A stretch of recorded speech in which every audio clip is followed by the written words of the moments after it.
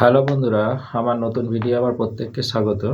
আজকে আপনাদের যে ভিডিওটা বানাবো সেটা হচ্ছে আরেকটা ইনফরমেটিভ ভিডিও।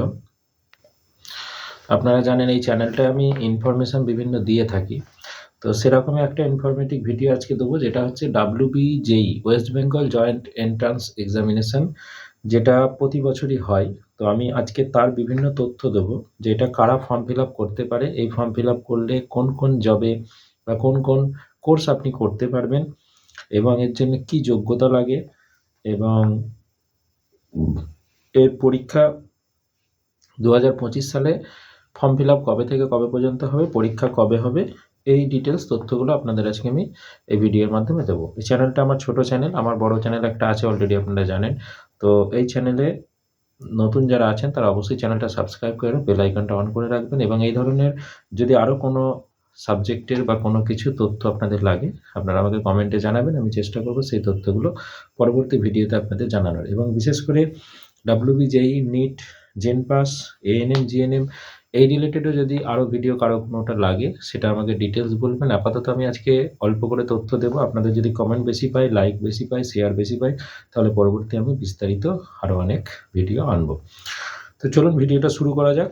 প্রথম হচ্ছে WBJEE, এটা জানেন প্রতি বছরই হয়, এবং এটা ওয়েস্ট বেঙ্গলের ক্ষেত্রে ওয়েস্ট বেঙ্গলের জয়েন্ট এন্ট্রান্স এক্সাম।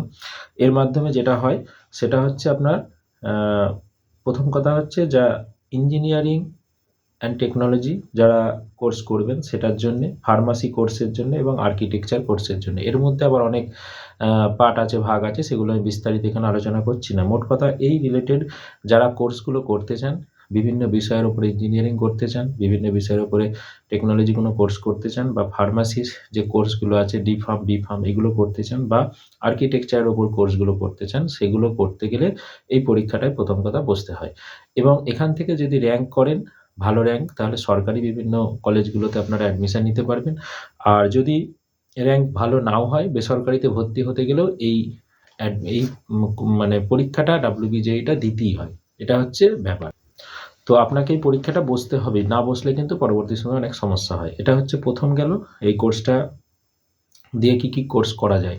এবার এই পরীক্ষাটা কারা দিতে পারবে, পরীক্ষার যে ক্রাইটেরিয়া সেটা হচ্ছে মিনিমাম তাকে 17 ইয়ার্স বয়স হতে হবে, এটা 1 নম্বর ক্রাইটেরিয়া। আর 2 নম্বর ক্রাইটেরিয়া হলো 12 পাস হতে হবে, 12 পাস হতে হবে। আর 17 ইয়ার্সের পরে ম্যাক্সিমাম ইয়ার্স কিছু নেই, কিন্তু এখানে একটু বলে রাখি আমি দুটো বিষয় সম্পর্কে, যে এখানে যে বিভিন্ন কোর্সগুলো আছে এখানে সাবজেক্ট কম্বিনেশন আছে। মানে আপনি যদি সেই সাবজেক্ট কম্বিনেশনগুলো না থাকে তাহলে কিন্তু আপনি সেই কোর্সগুলো করতে পারবেন না। যেমন ইঞ্জিনিয়ারিংয়ের ক্ষেত্রে সাধারণত থাকে যে ফিজিক্স, কেমিস্ট্রি এবং ম্যাথামেটিক্স, এই 3টে তাকে থাকতে হয়। এবং এখানে যেমন পরীক্ষায় বসতে গেলে একটা মিনিমাম ক্রাইটেরিয়া থাকে না যে মিনিমাম এত পার্সেন্ট পেতে হবে, কিন্তু এই কোর্সগুলোতে যখন ভর্তি হবেন, যখন আপনি এগ্রিকালচারে ভর্তি হবেন তখন আর একটা ক্রাইটেরিয়া থাকে। আপনি যখন ইঞ্জিনিয়ারিংয়ের অন্য কোর্সে ভর্তি হবেন তখন একরকম ক্রাইটেরিয়া, ফার্মেসির ক্ষেত্রে আলাদা, এরকম পার্সেন্টেজ দেওয়া থাকে। আমি একটা অ্যাপ্রক্সলি আপনাদের বলে রাখছি, সাধারণত 45% জেনারেলদের ক্ষেত্রে আর 40% সংরক্ষণ প্রার্থীদের ক্ষেত্রে সাধারণত এই কোর্সগুলো ভর্তি হতে গেলে অ্যাভারেজ। এবার আমি ওটা কম বেশি বিভিন্ন কোর্সের ক্ষেত্রে হয়, কোনো কোনো কোর্সের ক্ষেত্রে 50% মিনিমাম লাগে, কোনো কোর্সের ক্ষেত্রে 60% লাগে, এরকম ডিমান্ড অনুসারে বিভিন্ন কোর্সের ক্ষেত্রে এইচএসের মার্কসটা লাগে। অতএব এই পরীক্ষাটা দিতে গেলে লাগছে না, কিন্তু পরবর্তী সময়ে যখন কোর্সগুলো ভর্তি হতে যাবেন কলেজে, তখন সেই কলেজগুলোর তাদের ক্রাইটেরিয়া এগুলো থাকে।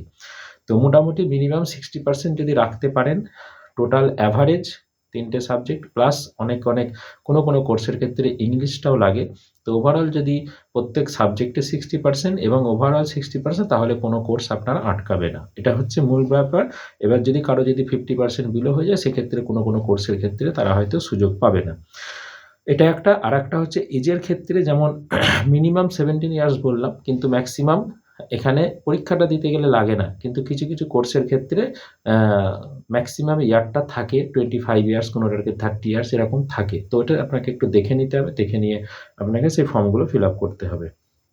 তাহলে কারা ফিল আপ করতে পারবে, কি কি যোগ্যতা লাগবে সবটাই বলে দিলাম, এবং কোন কোন কোর্স করা যাবে সেটাও বলে দিলাম। এবং শেষে যেটা বলবো সেটা হচ্ছে যে 2025, আমি এই ক্রাইটেরিয়া বা যোগ্যতা যেগুলো বললাম এগুলো সর্বসময়ের জন্যই প্রযোজ্য। আর এখন যেটা বলবো সেটা হচ্ছে 2025 সালের জন্য। এটা 2025-এ আমি যেহেতু ভিডিওটা বানাচ্ছি, 2025-এ 2025, মানে অলরেডি শুরু হয়ে গেছে। এটা জানুয়ারি মাসের প্রায় শেষ, আজকে 30 তারিখ। তো 22/1 থেকে অলরেডি শুরু হয়েছে এবং ফর্মটা ফিল আপ চলবে 23/2/2025 এই পর্যন্ত। এই ফর্মটা ফিল আপ চলবে, তার মানে এর মাঝে আপনাকে এই ফর্মটা ফিল আপ করতে হবে। ফর্ম ফিল আপ যারা পাস করেনি তারাও করতে পারবে, আর যারা এই বছর অ্যাপিয়ার মানে 2025-এ এইচএস দেবে তারাও ফর্মটা কিন্তু ফিল আপ করতে পারবে। মানে দুজনেরাই ফিল আপ করতে পারবে। যারা পাস করে অলরেডি আউট হয়ে গেছে তারাও পারবে, যারা নতুন এবছর অ্যাপিয়ারিং আছে তারাও পারবে। আচ্ছা, আর পরীক্ষাটা হবে কবে? 27 এপ্রিল, মানে 27শে এপ্রিল এর পরীক্ষাটা হবে। এই পরীক্ষাটা বিভিন্ন অনুসারে হয়ে থাকে। সাধারণত দুটো পার্টে হয়, একটা ফিজিক্স কেমিস্ট্রির উপর হয় আর একটা ম্যাথামেটিক্সের উপরে হয়। এগুলোর বিস্তারিত যদি আপনাদের আগ্রহ থাকে বা আপনারা যদি জানতে চান, আমি তাহলে বিস্তারিত পরবর্তী ভিডিওতে বানাবো। আজকে শুধু ক্রাইটেরিয়া এবং তাদের কি কি আছে না আছে সেগুলো সম্বন্ধে আমি জানালাম।